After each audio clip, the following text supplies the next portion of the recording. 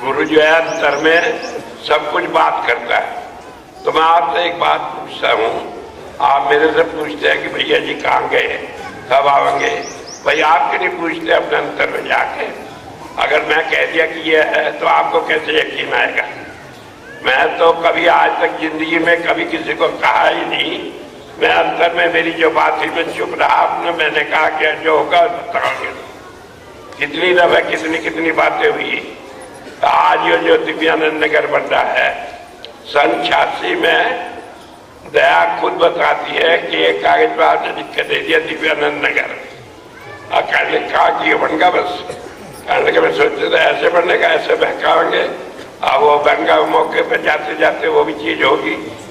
तो मेरा कहने का मतलब है कि क्या किस तरह होता है इसे बताया नहीं जाता। परमात्मा की क्या मौजूद, जो चीज है वो होनी है। और मैं आपको एक बात कहूं, यहाँ जितनी संगत है खुद बैठ के सुन ले।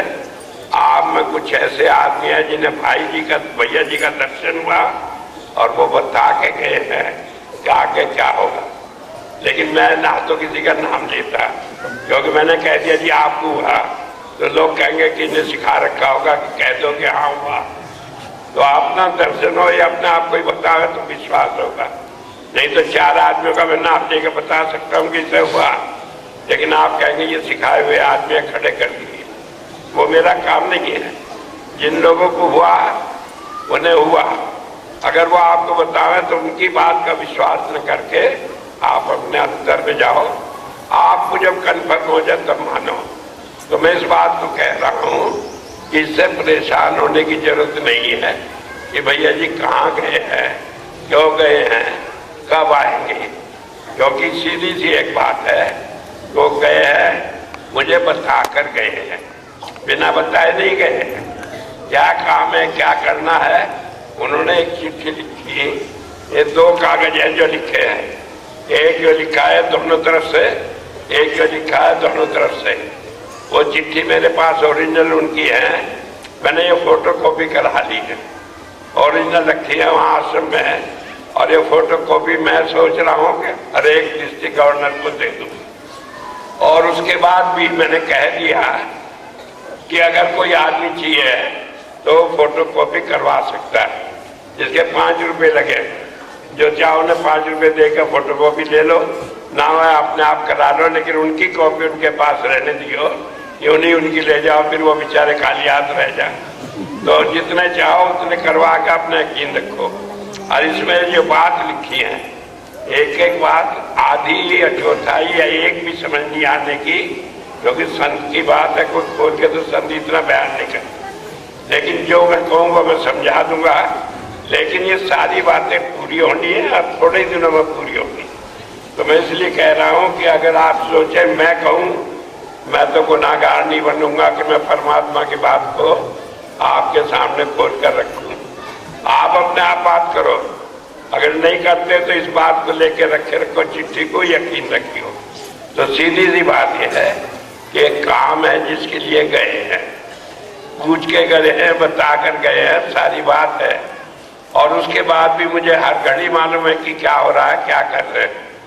लेकिन अगर कोई मुझे कहे कि क्या कर रहे हैं तो मैं कहूँगा मुझे कुछ नहीं मालूम, मैं नहीं बताऊँगा। बात सीधी है, परमात्मा की बात को ऐसे खोला नहीं जाता। लेकिन एक बात ये समझ लें कि भैया जी की आपको इतनी क्यों चिंता है। मैं तो उन्हें अपना उत्तराधिकारी बनाया है। 37 साल में जो काम किया सारा उनके जिम्मे सौंपा है। तो चिंता तो मुझे होनी है, आपको इतनी क्या चिंता होगी। अगर आप इतनी ज्यादा चिंता करेंगे तो मैं तो सिर्फ एक बात कहूँगा, बात बहुत खराब है। वो मेरा बच्चा था और जिस बच्चे को माँ से ज्यादा कोई प्यार करता है तो उसे कहा है वो डाई नहीं हो सकती है, वो और कुछ नहीं हो सकती। अगर कोई ये दावा करता हो तो उसे मेरे से ज्यादा कोई प्यार करता है, वो सब झूठ है। क्योंकि मैं तो अपना सारे जीवन की कमाई उसे सौंप दी। बार बार कहा उसे कि तुम्हें परवाह नहीं भजन की, जो चाहो इतना मेरी कमाई है, तुम दोनों हाथ से लुटाओ तो भी कम नहीं पड़ेगी। लोग कहें ये बरकत हो रही थी, हो रही थी। बार बार मैंने कहा कि जितनी तुम्हें जरूरत है सब इतना कमा के रख दिया, कोई नहीं करेगा। कितने ही सालों में, न जाने कितने सालों में शायद ऐसा कोई आदमी नहीं हुआ जिन्हें 8-8, 10-10 घंटे कई सालों तक भजन किया हो, जिन्हें हुजूर रोज अंतर में आते हो। 17 साल तक, जब तक मैंने नाम लिया, जब तक हुजूर रहे 17 साल हुए, उनमें कोई दिन ऐसा नहीं गया जिनमें रोजाना मुझे महाराज जी की बात ना होती हो, दर्शन ना होते हो। इतनी कमाई किसी ने की हो तो मेरे सामने आया, मुझे बताए। और मैंने देवेंद्र को हमेशा कहा कि तुम्हें परवाह नहीं, तुम दोनों हाथ से लुटाओ, तुम्हें सोचने की जरूरत क्या है। लेकिन सवाल यह है कि और सारी बातें रहस्य है जो कोई नहीं जान सकता। तो मैं तो सिर्फ ये कह रहा हूँ, वो गया है किसी काम से और उसने बहाना कुछ और लिख दिया, कर दिया लोगों को समझाने के लिए, क्योंकि असल बात खोली नहीं जाती। कभी न जाने क्या बात है, ये तो बाद में आपको पता लगेगी क्या बात है, क्यों नहीं खोली गई। लेकिन सिर्फ एक बात है कि वो बहुत रहस्य की बात है। इसलिए मैं कहता हूं कि आप विश्वास रखें, और अगर विश्वास नहीं रखते तो आप मेरे पर विश्वास नहीं करते। जब आप मेरे पर विश्वास नहीं करते तो एक झटका आपको भी लगेगा और मुझे भी लगेगा, क्योंकि मैंने तो वायदा किया हुआ है, मुझे अपना निभाना है। तो कहीं बीच में आप झटका खाएंगे तो मुझे भी खाना पड़ेगा। आपकी मर्जी, आप खुद भी दुखी हो और मुझे भी दिलाओ। नहीं दुखी हो तो आपको क्या चिंता है। और फिर मैं बैठा हूँ दावेदार। मैंने कहा हर एक को जितने भी नाम दिए उन सबकी जिम्मेदारी मेरी है।